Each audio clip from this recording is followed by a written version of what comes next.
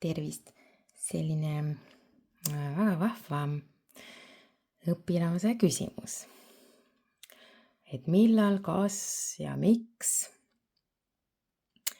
Kui mul on sellised laused, nagu ma ei joonud neid õllesid ära või ma ei joonud seda õlut ära, et kumb on õige või kumb on vale või mida ma peaksin kasutama või ei peaks kasutama, siis ma ütlen seda, et mõlemad laused on absoluutselt korrektsed.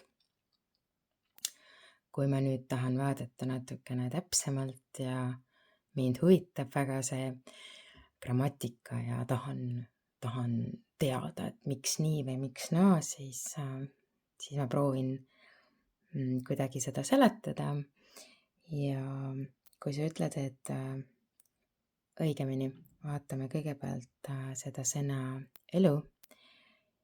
Õlu on loendamatu sõna, täpselt nagu vesi või riis või suhkur. Aga kui sa ütled, et ma ei joonud neid õllesid ära, siis mina saan aru, et õllesid, väga konkreetne, siin peab olema 1, 2, 3, 4, 5. Ma saan loendada. Kui õlu on loendamatu, aga ma saan loendada, siis järelikult ma võiksin rääkida pudelitest või. Tundub loogiline? Midagi peab konkretiseerima, midagi peab olema 1 ja 2 ja 3. Tundub loogiline? Ehk siis ma joonud neid õllesid ära. Ma võiksin aru saada, et sa räägid konkreetsest 2 pudelist näiteks. Kui sa ütled, et ma joonud seda õlut ära, ehk siis loendamatu, siis ma võiksin mõelda või näha või aru saada, et see õlu on siin pudeli sees. Ja ma räägin üleüldiselt, et ma joonud seda õlut ära.